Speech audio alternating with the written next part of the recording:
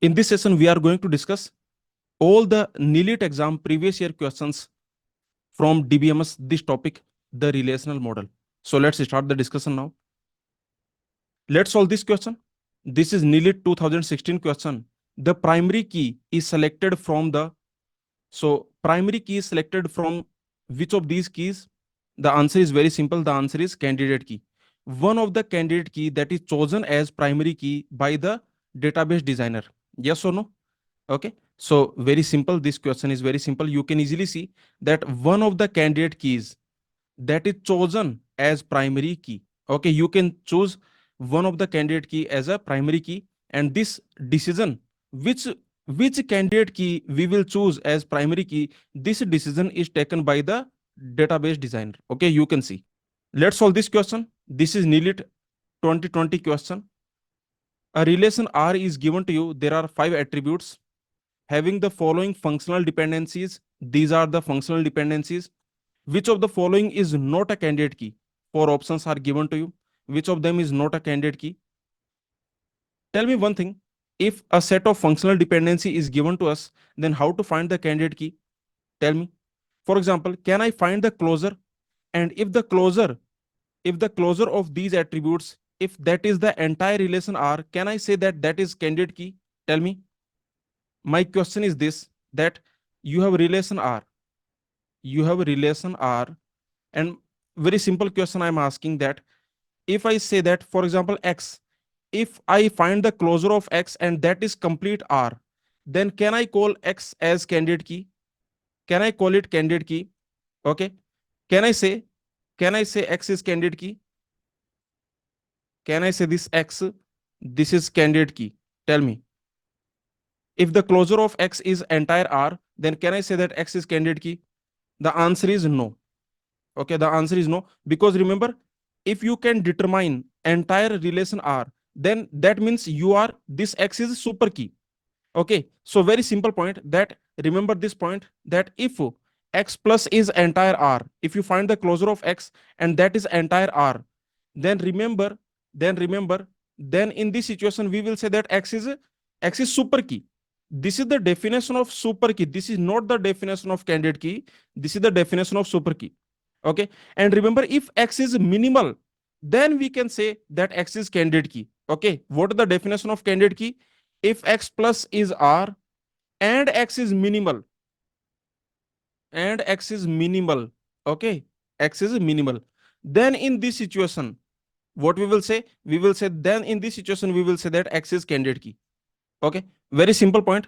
So remember, tell me the answer for this question. In a relation R, if X plus is entire R, then what is X? In this relation R, if I find closure of X that is entire R, then what is X? Then X is a super key. You cannot say that X is candidate key, it is super key. And what is the answer for this question?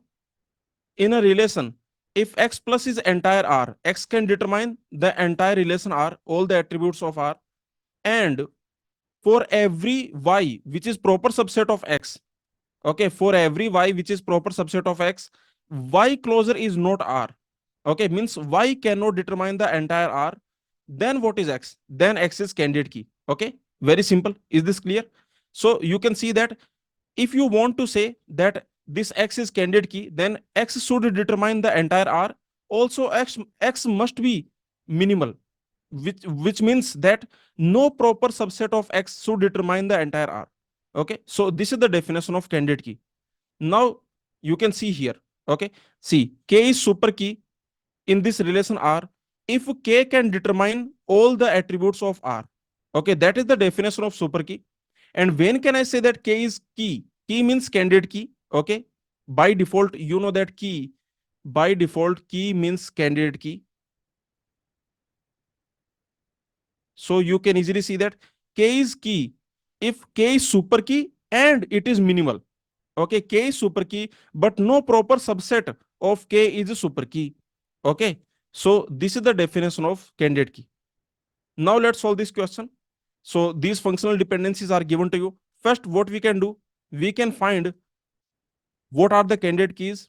Okay, either we can do this. First, you can find all the candidate keys and then you can check, then you can find which option is correct. Or what you can do, you can just check all the options. Okay, let me check all the options. So for example, let me check option number A. What is A plus? Tell me, what is the closure of A? I want to check this option. Okay, let me check option number A. This is what I am checking. So now you tell me, what is closure of A? So you can see A can determine ABC, A can determine A can determine BC. Okay, you can see B can determine D. Okay, B can determine D. So now this ABCD, you can see CD can determine E. Okay, so CD can determine E. So that's it. Now you can see A can determine the entire R. This is your entire R, right? Correct. Okay. Now tell me, is this A minimal? Is this A minimal? So here, remember, A plus is entire R. So it means A is super key. It means A is a super key. Now tell me, is this A minimal? Yes, this is minimal. This is single attribute. Yes or no? So the proper subset of A cannot determine all the attributes. Or I can simply say there is no basically proper subset of A. Okay, this is single attribute, so this is minimal. Okay, so this is actually minimal super key. And because this is minimal super key, so that is the reason this is a candidate key. Okay, so yes, this is candidate key. The question is asking not a candidate key. Okay, what about the option number B? Tell me about option number B. What is B plus? What is the closure of B? B can determine B. B can determine D. What BD can determine? What BD can determine? Nothing else. Yes or no? So I can definitely say that it is not a candidate key. So option B, that is not a candidate key. Actually, B, that is not a super key also. It is not a super key. And because it is not a super key, so automatically it is not a candidate key. Okay. What about option C? Tell me, what about this option? What is E plus? What is E plus? You can easily see that E can determine E can determine E can determine A can determine everything that we have already seen. You can see A can determine everything. Okay, so A can determine everything. Remember, A can determine everything. So very simple. So that is the reason I can say that E is super key. Okay, E plus, that is entire R. That simply means that E is a super key. And this is single attribute. This is minimal also. Yes or no? This is single attribute. So this is minimal super key. And because this is minimal super key, so this is candidate key. The question is asking not a candidate key.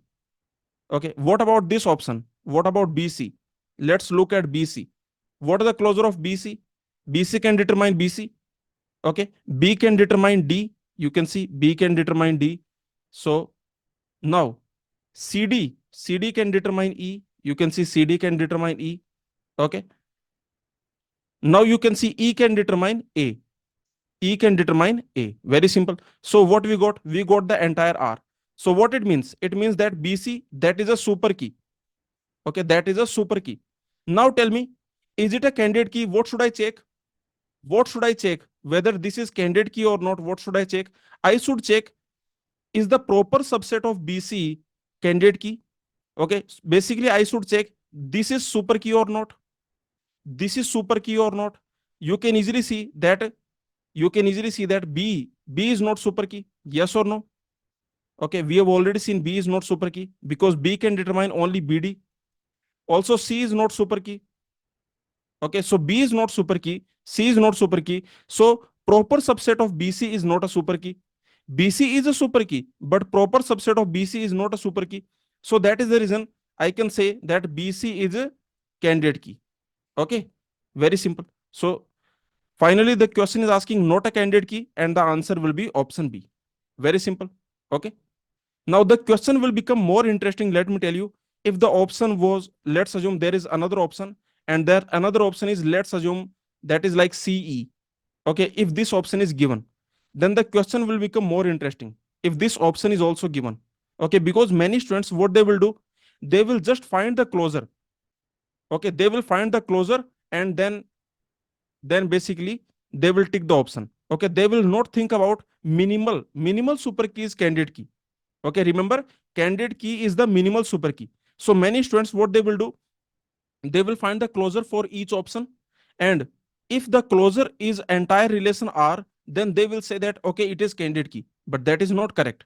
Okay, remember, so candidate key that is minimal super key. So if this type of option is given, then that is also not a candidate key. Okay, this CE, this is not a candidate key. Why? Because E is the candidate key. Okay, proper subset of CE, that is E. This E, this E, this is a candidate key. So that is the reason this CE, this is not a candidate key. Okay, let's move on now. Let's solve this question. This is NIELIT 2020 question. A minimal super key, one of the super keys for which no proper subset is a super key. Tell me, this is the definition of which key? A minimal super key, that is candidate key. Yes or no? So for this question, the answer will be option B. Now many students, they have doubt that should the answer be option D? Should the answer be option C? What should be the answer? Tell me. See, the question is saying a minimal super key is called. So that is candidate key. That is the definition of candidate key we already know. Okay, minimal super key, that is the definition of candidate key that we already know. So the answer will be option B, that is correct. But why answer is not option D? Tell me. What is the reason answer is not option D? What is the reason? Because this is not the definition of primary key.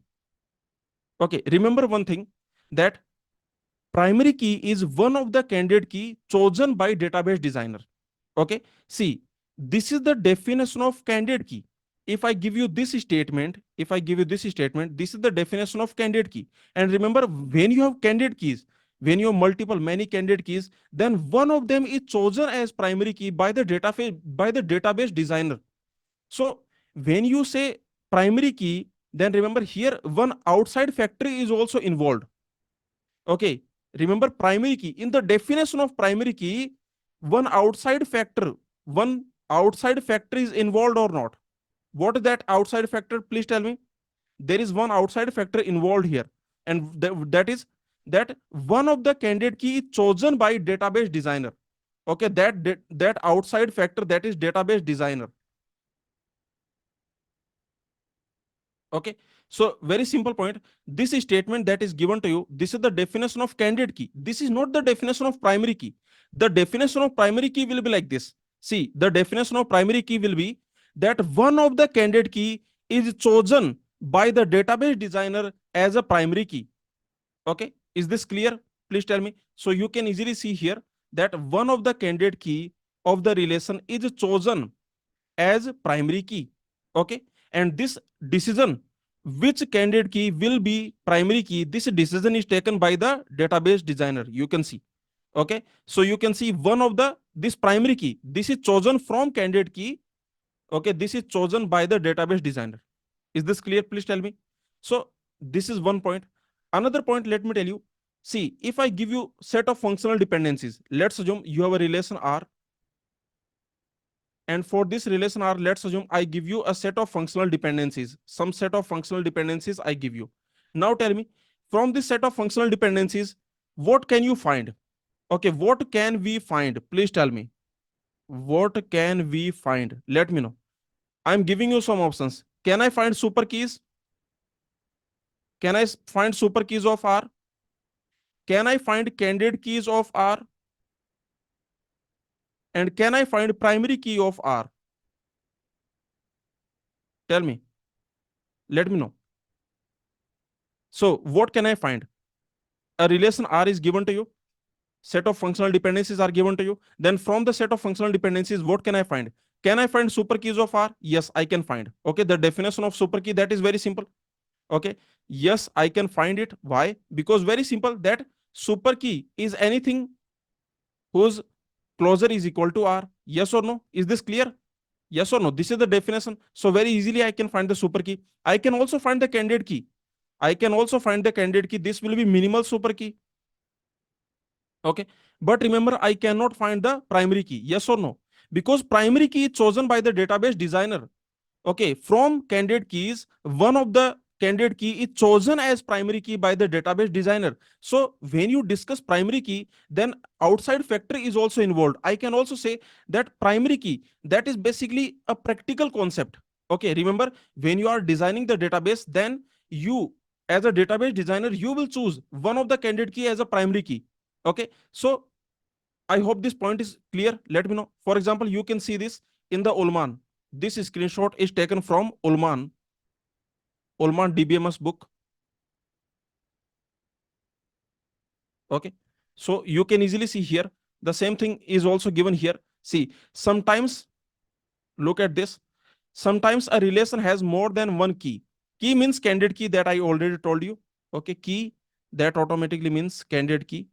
Okay, candidate key. So you can easily see that sometimes a relation has more than one key. If so, it is common. It is common practice to designate one of these keys as primary key. One of them is selected as primary key. Okay. Now you can see this. The theory of functional dependencies gives no special role to primary keys. Yes or no? The same thing I told you, that if I give you set of functional dependencies, then can you find primary key? Then can you find primary key? We cannot find. Yes or no? Because one of the candidate key will be chosen as primary key by the database designer. The same line you can see here. The theory of functional dependencies gives no special role to primary keys. Okay. So I hope this point is clear.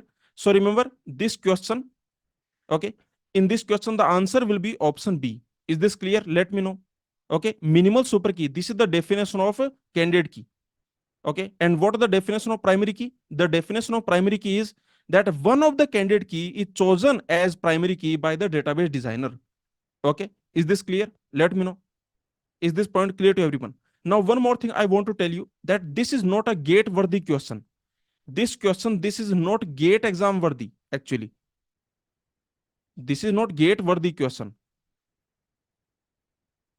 Okay, so this type of questions, this type of, I can say, poor questions, I will say this is a poor question. They should not give this option D actually. Okay, they should not give this option because it is confusing. Okay, because one of the candidate key is chosen as primary key. Yes or no? So this is actually a poor question, and it is not a gate worthy question. This type of questions, they come in the NIELIT or PSU exams. Many PSU exam questions are not gate worthy. Okay, again I'm telling you, in the gate exam all the questions are very nice. You will never find this type of poor question in the gate exam. This type of poor question you will find in this exam, in other PSU exams. Okay, so one thing that I want to tell you is, whenever you are solving any PSU exam question, then you should be aware that many questions are poor questions, dumb questions, many questions are not gate worthy questions, and you should not waste your time on those questions. Is this clear? Please tell me. So remember, if you are attempting this exam, for example, tomorrow, if you attempt this NIELIT exam or maybe ISRO exam or UGC NET exam, in these type of exams, this type of questions can come. Okay. But in the GATE exam, this type of question will not come. Anyway, for this question, the best answer, I can say the answer will be option B. The answer will not be C, D. The answer will be option B. Is this clear? Please tell me. Let me know. Is this clear? Please tell me. Okay. And one more thing, a student is also saying that, one of the candidate key will be chosen as primary key. And once you decide that this is my primary key, once you decide that, okay, this is my primary key, then remember, you cannot put the null values in this. Okay. So that is by default. In the SQL, once you decide that this is my primary key, for example, if you say that this attribute C, this is my primary key, then it automatically means that this will not be null. You cannot put null values in this. Okay, so remember this point, that primary key, when you decide that, okay, this is my primary key, then after that you cannot put null values in this. Okay, is this clear? Let me know. So in the SQL, okay, if you are writing a code in SQL and you say that, okay, C is primary key, then it means that in this attribute C, you cannot put the null value. If you try to put the null value, error will come. Okay, the DBMS will give you the error. Okay, anyway, now let's move on. Let's solve this question. A functional dependency of the form X implies Y, X determines Y, is trivial. What is the definition of trivial? This will be trivial if X is a superset of Y. Yes or no? Or I can say Y is a subset of X. Okay. So very simple. X is superset of Y. So for this question, the answer will be option A. Okay. So very simple. This is the definition of trivial functional dependency. We already know. A functional dependency of the form alpha determines beta, alpha implies beta. This is trivial if beta is a subset of alpha. If beta is subset of alpha. For example, you can see this trivial functional dependency definition. if you have this functional dependency, okay, this will be trivial, this will be trivial if these are subset of these. Okay, you can see these are subset of these. Okay, very simple. I can say this RHS, this is subset of LHS. This is the definition of trivial functional dependency. So for this question, answer will be option A. Let's solve this question. This is NIELIT 2016 question. If if every functional dependency in set E is also in closure of F, then this is classified as F is covered by E is covered by F. Okay, so who is covering whom? Tell me. Very simple question. Read this question. The question is saying that there are two FD set. See, the question is saying there are two FD set. Okay, one set is E, another set is F. In this E, you have FDs. Okay, in F also you have FDs. Okay, now the question is saying that every FD in E, every FD in E that is also in closure of F. Okay, the question is saying that every FD here that is in F plus. Okay, the question is saying that every FD of E in every FD of E is in F plus in the closure of F. What that means? What that means? That means this E, this is subset of F plus. Yes or no? So that means E is covered by F. Yes or no? That means E is covered by F. E is covered by F. Very simple. Yes or no? So remember, in this question, you can easily say that every FD of E that is in the closure of F, that means E is covered by F. So the answer for this question will be option B. Okay. Let's move on. Let's solve this question. This is nearly 2016 question. Rule which states that addition of same attribute to the right side and left side will result in another valid dependency that is classified as which rule? So see, read this question. The question is saying that if I give you a functional dependency, X implies Y, okay, then if I give you this functional dependency, X determines Y, then the question is saying same attribute you are adding on the right and left side. Okay, for example, same attribute X alpha or maybe XA determines YA.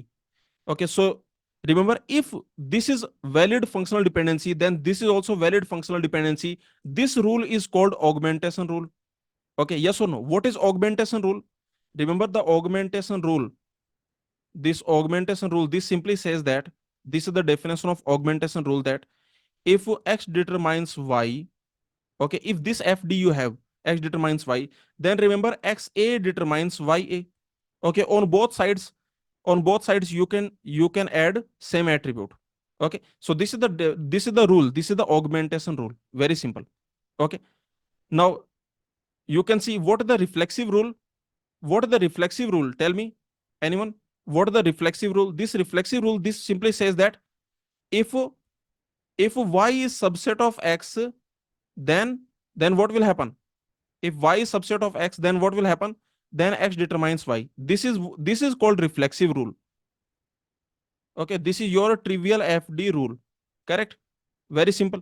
So this is reflexive rule, that if Y is subset of X, then X determines Y. Okay, see, there are three standard rules given by Armstrong. Okay, that is the reason this question is asked. See, there are three rules.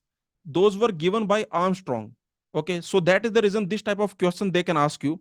Okay, three rules given by Armstrong, and those were reflexivity, augmentation, transitivity. These are the three rules for functional dependencies that are given by Armstrong.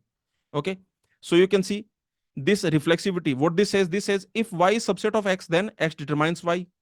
This is also called trivial FD. So this is your reflexivity rule. Augmentation rule, that says that if X determines Y, then on both sides you can add same set of attributes. Okay, on both sides I can add same set of attributes. So if X determines Y, then XZ determines YZ. Transitivity says that if X determines Y and Y determines Z, then X determines Z. Okay, so these are the three rules given by Armstrong. Okay, and these are standard rules. So that is the reason this type of question they can ask you. Okay, only these three names you have to remember. You don't have to remember other names. Okay, Because remember, you can create many other rules. Yes or no? Agree? We can create many other rules we can create. But these are the three rules given by Armstrong. And these are, I can say, these are the basic rules. From these rules, based by using these Armstrong rules, we can derive other rules. Okay. So anyway, for this question, the answer will be option C. Let's solve this question. This is nearly 2017 question. If R is a relation in relational data model and A1, A2, An, these are attributes of relation R, then the cardinality of R is represented in the terms of domain of attributes. So what is the correct option? See, this is a very simple question. Let me tell you, we have already seen in our lectures. Okay, do you remember I told you why a table is called relation? Yes or no? In the relational model, why a table is called relation? When we were discussing relational model, okay, this question I told you that in the relational model, this table, this is actually called relation. Why we call it relation? Because it is actually a relation of mathematics. It is actually a relation. Okay, I told you that if you have, for example, let's assume you have a relation R. Okay, and these are the attributes. Let's assume A, B, C. Let's assume these are the attributes, or I can say maybe A1, A2, A3. If these are the attributes, then remember this relation R, this is basically subset of cross product of their domain. Okay, yes or no? Do you remember I told you that if you take the domain of A1, okay, cross product with the domain of A2, cross product with the domain of A3. Okay, remember this is a cross product. This is not multiplication, this is cross product. This is cross product. This is not multiplication, this is cross product. So remember, if you have a relation with the three attributes, these are the attributes, and then you can see if you do the cross product of their domain, okay, then this will contain every possible tuple that you can put in R. Yes or no? See, this cross product, this contains every possible tuple you can put in R. Every possible tuple that you can put in R, that will be in this. So what will be R? R will be subset of this. Yes or no? R will be subset of this. Agree with me? Is this clear? Please tell me. If I take domain of A1, cross product with the domain of A2, cross product with the domain of A3. Okay. See, this will give me what this will give me. This will give me this is set of all possible tuples that I can put in R. Actually, this is like a universal relation. Is this clear? This is like universal relation, means it contains all tuples. It contains what it contains, tell me. This contains all tuples that we can put in R. Okay, yes or no? It contains all tuples that we can put in R. Okay, but is it necessary that all the tuples which I can put in R, is it necessary that those will be in R? Tell me, is it necessary that all the tuples that I can put in R, is it necessary that all of them will be in R? Means is it necessary that this R will be the universal relation? No. Yes or no? So this R will have subset of these tuples. Yes or no? This will have subset of these tuples, or I can say every tuple of R that is in this. Okay, every tuple that I can put in R, that will be from this. Okay, very simple. So that is the reason I can say that R is subset of this cross product. Okay, again I'm telling you, this is cross product, this is not multiplication, this is cross product. Okay, now you tell me what will be the relation of cardinality. So easily you can see this is subset of this. So I can say that cardinality of R will be less than cardinality of this entire thing. Yes or no? Is this clear? Please tell me. So very simple point, because you can see that R, this is subset of this entire cross product. Okay, so the cardinality of R means how many tuples are there in this relation R. In this relation R, how many tuples are there? Okay, so that will be less than equal to how many tuples are there in this. how many tuples are present in this universal relation? Okay, yes or no? So very simple point, that cardinality of R, how many tuples are present in R, that is less than equal to how many total tuples are there. Okay, how many total tuples are possible? Very simple. So for this question, the answer will be what? The answer will be option A. Yes or no? You can see cardinality of R, that is less than equal to the cardinality of this universal relation. Let me know, did you understand? Please tell me. Okay, you can see that cardinality of R will be less than equal to the cardinality of this universal relation. Okay, this universal relation, domain of A1 cross domain of A2 cross and so on. Okay, so for this question, the answer will be option A. Please tell me, this is a good question in the NIELIT exam. This is actually a very good question. Okay, so I hope you understood. Please tell me, did you understand? This we have already seen in our lectures. Remember, in our lectures, I told you, when I was teaching you relational model, I told you that table is called relation. And this is the reason, because every table is basically a relation. Okay, you can see. So now let's move on. Let's solve this question. This is nearly 2016 question. The employee salary should not be greater than rupee 2000. This is, what is this? The employee salary should not be greater than rupee 2000. This is a domain integrity constant. Yes or no? This is a integrity constant. This is actually domain integrity constant. Yes or no? This is a domain integrity constant. There are many integrity constants. Yes or no? So remember, the employee salary, okay, in this salary column, in this salary column, you cannot put values greater than 2000. This is domain integrity constant. So here the answer will be option A. Okay, this is nearly 2016 question. A primary key, if combined with a foreign key, that creates a parent child relationship. Yes or no? That will create a parent child relationship between the tables that connect them. Very simple. Yes or no? If you have a foreign key, let's assume in this table, this is your table S. In this table, let's assume this attribute is the foreign key. Okay, this attribute is the foreign key. And in this table R, let's assume this foreign key, let's assume this is referring to this primary key. Okay, let's assume that this foreign key is referring to this primary key. Now you can easily see that this table S, what we will call it? We will call it child table. Yes or no? And this table R, we will call it parent table. Correct? Yes or no? So this is what the question is asking. Correct? Okay. So a primary key combined with foreign key, that creates parent-child relationship between the tables that connect them. Okay. The answer will be option A. Is this clear? Okay. Let's move on now. Let's solve this question. This is GATE Computer Science 2014 question. The same question has come in NIELIT exam also, NIELIT 2018 question. So let's solve it. The maximum number of super keys for the relation schema are EFGH with E as the key. What key means? Please tell me. When we say key, what that means? That means candidate key. Okay, that means candidate key. Key means candidate key.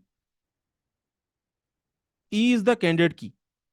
Okay, this E, this is the candidate key. So any superset of E, that will be a super key. Yes or no? This E is the candidate key. So any superset of E, that will be a super key. What will be a super key? That is any superset of E. Any superset of E. Okay, now you can see. So E must be there. We must have E. And from the remaining attributes, you can see F, G, H. From the remaining attributes, I can take any subset. Okay, I can take any subset I can put here. Okay, I can take any subset I can put with E, and I will get my super key. This entire thing will be my super key. Correct? Okay, very simple. So I can put any of them, I can put here. So tell me, how many subsets are possible for this? There are three attributes. With three attributes, how many subsets you can create? That will be 2 power 3, that will be 8. So for this question, the answer will be 8. There will be total 8 super keys. Okay, very simple question. So for this NIELIT 2018 question, the answer will be option B. Let's move on. Okay, so these are the questions from the NIELIT exam from the relational model. Now, some more questions I'm going to solve from the NIELIT exam. Okay, like this question. Okay, like this question, this question. So some more questions I am going to solve from the NIELIT exam based on relational model. But I want to tell you one thing, that all the questions that I will solve now, those are very poorly framed questions. Okay, you will see this, don't worry. Okay, when you will read those questions, you will think, what a dumb question, what a poor question. So that is what happens. Let me tell you that as a gate aspirant, you should never worry about PSU exam question. Okay, if you see a PSU exam question, of course you try to solve it. But if this question is poorly framed or ambiguous, okay, if this is a dumb question, then you should not waste your time on this question. Because of this poor PSU exam question, you should not change your concept. Okay, yes or no? So remember, whenever you see any PSU exam questions, many questions are poor questions. Many of them will be poor questions. Some of them will be good, okay, but many of them will be poor questions. And whenever you see a poor dumb question in the PSU exam, then you should not affect your conceptual knowledge because of that question. You should not waste your time because of that question. Okay, is this clear? Please tell me, did you understand? So in the PSU exams like ISRO, NIELIT, okay, UGC NET, in these exams there will be many poorly framed questions. Okay, so these questions are not gate worthy. In the gate exam, this type of questions they will not ask. Okay, gate exam questions are very nice. Only 65 questions will be there. Those will be very nice questions. Okay, but in the PSU exams, a lot of dumb questions are there. Now, some of the dumb questions I want to take. Okay, and tell me one more thing. In the PSU exam, let's assume you are attempting the ISRO exam or maybe NIELIT exam. Okay, tomorrow you are attempting this exam, and a poor question comes, then will you leave it? Will you leave that question? No, you will not leave that question. You choose the best possible answer. Yes or no? Just choose the best possible answer. Means think what the examiner was thinking. The question maker, what was the question maker thinking? You should also think. Yes or no? Is this clear? Now, some questions I am going to solve. In all these questions, these are dumb questions, these are poor questions, these are not gate worthy questions. But in all these questions, you should think what the question maker was thinking. Yes or no? What the question maker must be thinking, you should think. Okay. So let's solve this NIELIT 2016 question. Considering relational databases, the functional dependencies between attributes A and B that is denoted by. Now, if you look at the options, this is very dumb question, right? Okay. Do you agree with me? See, these two things are same. These two things are same actually. Okay. If you do you remember, I told you actually, I will tell you, don't worry. In the normal forms, I will discuss this code's original research paper.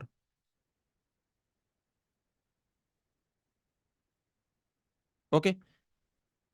This code's original research paper, if you download and you don't worry, the screenshot I will give you in the normal forms. In the normal form lecture 3NF, BCNF, in those lectures, I will basically teach you this, that in the code, code, EF code.